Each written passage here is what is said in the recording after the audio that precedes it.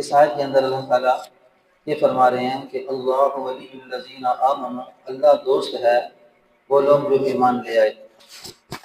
جس انسان کو یہ یقین ہو جائے کہ میرا ایک دوست ہے جو طاقت میں بھی بہت قوی ہے، اور یہ ہے کہ اگر اس کے مقابلے میں کوئی اور آ جاتا ہے تو میری مدد کرے گا، اور مدد کرنے کے ساتھ میں ہر طرح کے معاملات میں ہر طرح سے پریشانی سے میں نکل جاؤں گا۔ ہم لوگوں نے حقیقت یہ ہوتی ہے کہ ہم نے سہارے ڈھونڈے ہوتے ہیں کہ میرا فلاں آدمی جو ہے ساتھی ہے، مال کے لحاظ سے، شہرت کے لحاظ سے، عہدے کے لحاظ سے، اور یہ وہ بت ہیں کہ جو انسان کو اللہ تعالیٰ سے جدا کرتے ہیں۔ یعنی لوگوں کا تعلق لوگوں کے ساتھ بننے پہ انسان جب تعلق بن جاتا ہے تو پھر اس کے ذریعے سے وہ یہ سمجھتا ہے کہ میرے معاملات دنیا کے اندر حل ہوں گے اور میں کامیاب ہو جاؤں گا۔ کوئی مال کے اوپر بھروسہ کرتے ہیں، کوئی جو ہے ہتھیار کے اوپر بھروسہ کرتے ہیں، کوئی ایم پی اے کو دوست بنا کے بھروسہ کرتے ہیں۔ یعنی مختلف قسم کے انہوں نے لوگوں کے اندر سہارے ہوتے ہیں، لیکن اللہ تعالیٰ فرماتے ہیں کہ اللہ ولی الذین آمنوا یخرجهم من الظلمات الی النور والذین کفروا اولیاءهم الطاغوت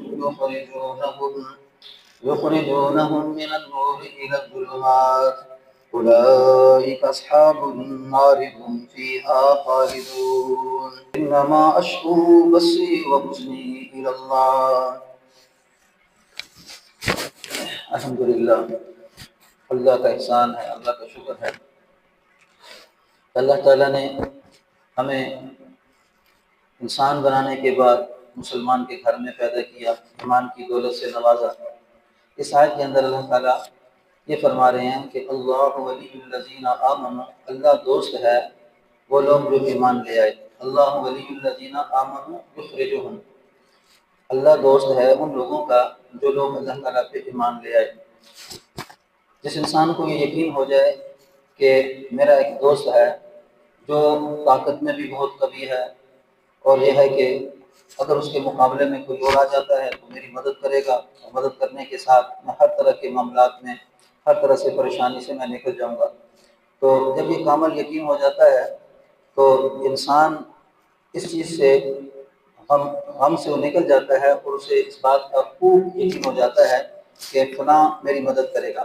ہم لوگوں نے حقیقت یہ ہوتی ہے کہ ہم نے سہارے ڈھونڈے ہوتے ہیں کہ میرا فلاں آدمی جو ہے ساتھی ہے، مال کے لحاظ سے، شہرت کے لحاظ سے، عہدے کے لحاظ سے، اور یہ وہ بت ہیں کہ جو انسان کو اللہ تعالیٰ سے جدا کرتے ہیں۔ یعنی لوگوں کا تعلق لوگوں کے ساتھ بننے پہ انسان جب تعلق بن جاتا ہے تو پھر اس کے ذریعے سے وہ یہ سمجھتا ہے کہ میرے معاملات دنیا کے اندر حل ہوں گے اور میں کامیاب ہو جاؤں گا۔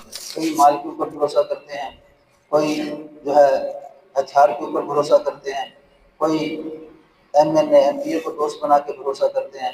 یعنی مختلف قسم کے انہوں نے لوگوں کے اندر سہارے ہوتے ہیں، لیکن اللہ تعالیٰ فرماتے ہیں کہ جو سب سے اہم ہے کہ جب جو لوگ ایمان لے آتے ہیں، اللہ تعالیٰ پہ بھروسہ کر لیتے ہیں، تو اللہ تعالیٰ ان ایمان والوں کا دوست بن جاتا ہے۔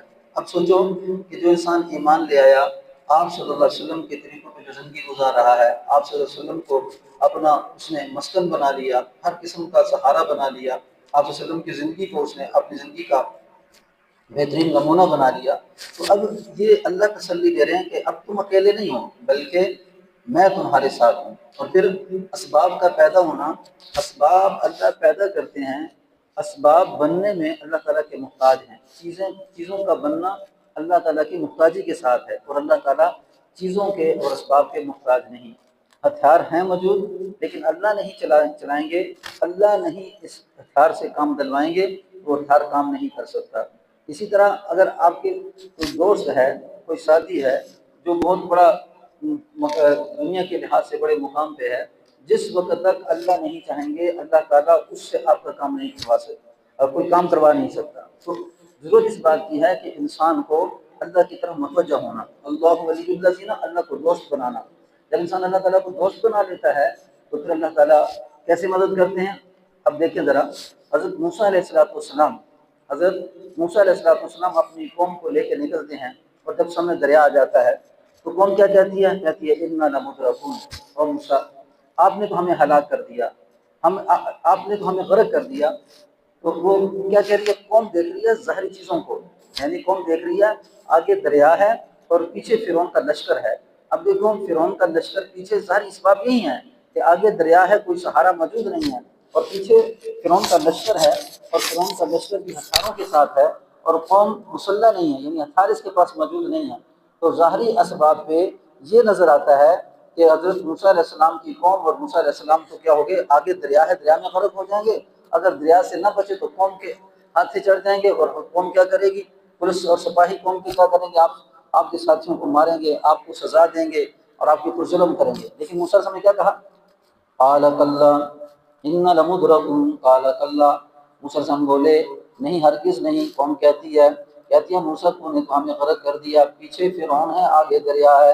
تو موسیٰ علیہ السلام کا تعلق اللہ سے بنا ہوا ہے، نبی ہیں، وقت کے نبی ہیں، اور اللہ تعالیٰ سے خوب جڑے ہوئے ہیں، اور اللہ تعالیٰ کے غائبانہ اسباب کو سمجھتے ہیں، اللہ تعالیٰ کے غائبانہ اسباب کو سمجھتے ہیں. اور اس آیت کے اندر اللہ ولی الذین آمنوا، کہ اللہ دوست ہے وہ لوگ جو ایمان لے آئے. تو نبی کا ایمان سب سے اعلیٰ ایمان ہوتا ہے، نبی کا اللہ کے ساتھ تعلق اعلیٰ سطح پہ ہوتا ہے. تو یہاں پہ کیا موسیٰ علیہ السلام نے کہا، قال کلا، ہرگز نہیں، ایسا نہیں ہو سکتا، ان معی ربی سیہدین، ان معی ربی سیہدین، بے شک میرا رب میرے ساتھ ہے، سیہدین، ان قریب مجھے راستہ دکھائے گا، میرا رب میرے ساتھ ہے، ان قریب مجھے راستہ دکھائے گا. تو اللہ تعالیٰ نے کیا حکم دے دیا، اب دریا کے اوپر لاٹھی مارنے کا حکم دے دیا کہ اے موسیٰ آپ لاٹھی ماریں، اب راستے بنانا میرا کام ہے، اور اپنی قوم کو لے کے یہاں سے نکل جائیں. اب دیکھو یہاں پہ ظاہری سبب میں یہ تھا کہ فرعون پیچھے تھا، ہلاک ہو جانا تھا، اور آگے دریا تھا، ڈوب جانا تھا. وہی دریا ہے، وہی پانی ہے، وہی دریا ہے، وہی پانی ہے. لیکن کیا ہو رہا ہے کہ اسی دریا سے موسیٰ علیہ السلام پار ہو رہے ہیں، اور اسی دریا کے اندر فرعون غرق ہو رہا ہے. اب پتہ یہاں سے یہ چلتا ہے کہ وہ دریا، پانی تو ایک ہے، لیکن نافرمانوں کو یہ پانی غرق کر رہا ہے، اور فرما برداروں کو یہ پانی وہاں سے نکال رہا ہے.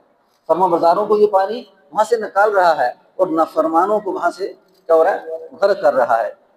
ان مدرکون ان معی ربی سیہدین، کہ بے شک میرا رب میرے ساتھ ہے، ان قریب مجھے راستہ دکھائے گا. اب یہ جو بات ہے کہ ان قریب مجھے راستہ دکھائے گا، تو یہ ایمان کے ساتھ اس کا تعلق ہے کہ اللہ ولی الذین آمنوا، اللہ دوست ہے ایمان والوں کا. تو اللہ موسیٰ علیہ السلام جو یہ بات کہہ رہے ہیں نا، تو یہ اس دعوے پہ کہہ رہے ہیں کہ اللہ میرے ساتھ ہے، کہ میں اللہ کو ماننے والا، اللہ کی ماننے والا، اور اللہ کے حکم اس قوم کو لے کے آنے والا ہوں. اب یہی بات آپ دیکھیں تو حضور اقدس صلی اللہ علیہ وسلم جب غار کے اندر جاتے ہیں تو غار میں ساتھی کون ہے، ساتھی حضرت ابوبکر صدیق رضی اللہ تعالیٰ عنہ. تو فرمایا کہ انسان عمل پہ لگے، اللہ کو یاد کرنے پہ لگے، قرآن کی تلاوت میں لگے، ذکر و اذکار میں لگے، اور اللہ تعالیٰ کو راضی کرنے پہ لگے، اور اللہ تعالیٰ کے پیارے پیغمبر حضرت محمد صلی اللہ علیہ وآلہ وسلم آپ کے طریقوں کو سمجھ کے چلنے کی کوشش کرے، آپ کے طریقوں کو سمجھ کے چلنے کی کوشش کرے. تو پھر نتیجہ کیا نکلے گا. یہاں پہ حضرت ابوبکر صدیق کیا کہتے ہیں، جب آپ وہاں سے نکلے اور ساتھ ابوبکر صدیق ہیں، ابوبکر صدیق رضی اللہ تعالیٰ عنہ اور آپ صلی اللہ علیہ وسلم غار کے اندر ہیں. ابوبکر صدیق اندر جاتے ہیں، اور اندر جانے کے بعد سارے سوراخ بند کرتے ہیں. سارے سوراخ جب بند ہو چکے تو ایک سوراخ کھلا رہ گیا، تو اس کر کے کہ نبی کو تکلیف نہ ہو، اس کر کے کہ نبی کو تکلیف نہ ہو، تو اس غار کے سوراخ کے اندر اپنی ایڑی رکھتے ہیں کہ کہیں ایسا نہ کوئی بچھو نکل جائے، کوئی سانپ نکل جائے اور پیغمبر کو تکلیف دے. یعنی سسر ہیں ساتھ اور دماد ہیں ساتھ، لیکن رشتہ کیا ہے، سسر اور دماد کا، لیکن دماد کیا ہے، اللہ کا رسول ہے. اور سسر دنیا میں سب سے بڑا انسان ایمان والوں میں سے، دنیا میں ایمان کے لحاظ سے سب سے بڑا انسان ابوبکر صدیق رضی اللہ تعالیٰ عنہ ساتھ ہیں. اب رشتہ دیکھو دونوں کا، دماد کا اور سسر کا.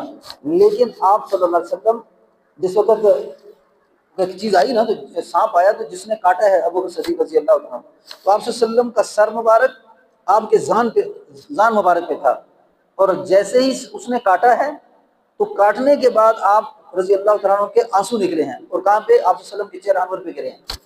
تو اس چیز کو دیکھ کے آپ صلی اللہ علیہ وسلم اٹھے ہیں. تو جب اٹھے نا تو ابوبکر صدیق کہنے لگے، اور وہ جو مشرکین مکہ تھے یہ وہاں سے اپنے گھروں سے نکلے، اور جناب ایک کمیٹی کی شکل میں اور ایک پوری جماعت کی شکل میں آپ کو تلاش کرنے لگے. کرتے کرتے جب غار کے منہ پہ پہنچے ہیں تو اندر ابوبکر صدیق ہیں، کیا کہتے ہیں، اللہ کے رسول اگر انہوں نے ذرا بھی نیچے دیکھا نا، ذرا بھی نیچے دیکھا تو یہ مجھے اور آپ کو دیکھ لیں گے اور پکڑے جائیں گے۔ تو آپ صلی اللہ علیہ وسلم کے الفاظ کیا ہیں؟ فرمایا اے ابو بکر لا تحزن لا تحزن ان اللہ معنا، ابو بکر غمگین مت ہو، پریشان مت ہو، ان اللہ معنا، بے شک اللہ ہمارے ساتھ ہے، بے شک اللہ ہمارے ساتھ۔ اب یہاں میں دیکھو آنکھوں کا دیکھنا یہ انسان کے اختیار میں نہیں ہے، یہ اللہ کے اختیار میں ہے۔ اس اللہ نے ان کی آنکھوں کو بند کیا، اس اللہ نے ان کے دماغوں کو بند کیا کہ نیچے نہیں دیکھنا۔ آنکھیں تو موجود ہیں، آنکھیں تو موجود ہیں، نبی کو دیکھ نہیں رہی، ابو بکر صدیق رضی اللہ عنہ کو دیکھ نہیں رہی۔ وجہ کیا تھی کہ یہ جو آیت ہے لا تحزن ان اللہ معنا، کہ بے شک اللہ ہمارے ساتھ ہے۔ اور ساتھ ہونا کیوں تھا؟ کیا ابو جہل کے ساتھ بھی اللہ ہے؟ کیا ابو لہب کے ساتھ بھی اللہ ہے؟ کیا منافقین میں سے ابی بن خلف اس کے ساتھ بھی اللہ ہے؟ نہ، ان کا دعویٰ یہ نہیں ہے۔ جہاں پہ اللہ فرما رہے ہیں کہ اللہ دوست ہے کس کا؟ ایمان والوں کا۔ اللہ دوست ہے ایمان والوں کا۔ اللہ ولی الذین آمنوا۔ اب مجھے یہ بتاؤ کہ دنیا کے اندر ایک دستور ہے، ایک آدمی کہے کہ ایسا ہے کہ چودھری ہے، کہے کہ بھی ایسا ہے کہ میں تیرے ساتھ ہوں، تجھے کوئی ہاتھ نہیں لگا سکتا۔ ایک غریب محتاج آدمی ہے، خستہ حالت ہے، تو جب اسے یہ یقین ہوگا کہ یہ کیا ہے، اس طرح کا چودھری ہے اور جناب اس کے پاس اسباب موجود ہیں، تو کوئی اسے ہاتھ لگائے گا؟ کوئی ہاتھ نہیں لگائے گا، کیوں؟ اس کی اتھارٹی ہے۔ لیکن یہاں پہ اتھارٹی کس کی بتائی جا رہی ہے؟ اللہ سبحانہ و تعالیٰ کی اتھارٹی بتائی جا رہی ہے کہ اللہ کس کے ساتھ ہے؟ اے ایمان والو، جب تم ایمان لے آئے، اللہ پہ یقین لے آئے، اللہ تعالیٰ کو اپنا ساتھ مسکن بنا لیا، تو اب تم غمگین مت ہو جاؤ، اب اللہ تمہارے ساتھ ہے۔ لیکن شرط کیا ہے؟ تم کامل ایمان والے بن جاؤ، یعنی تم اس بات کا یقین ہو، تم اس بات کا پورا بھروسہ ہو کہ اللہ ہمارے ساتھ ہے۔ جب اس بات کا کامل یقین ہو جائے گا تو اب مسلمان تنہا نہیں ہے۔ غیر مسلم ہمیشہ کیا کرتا ہے؟ ہتھیاروں سے مقابلہ کرتا ہے۔ اللہ اللہ اللہ۔ اور مسلمان سب سے پہلے ایمان کی محنت کرتا ہے، پھر ہتھیار لے کے آتا ہے۔ جب ایمان کی محنت ہوتی ہے تو اللہ ساتھ ہو جاتا ہے، پھر ہتھیار اس کا کام دیتے ہیں۔ جب ایمان کی محنت نہیں ہوتی، اللہ ساتھ نہیں ہوتے۔ وجہ کیا؟ کہ ایمان اندر پورا داخل نہیں ہوا، اور داخل ہونے کی وجہ سے یہ انسان عمل میں کمزور ہے۔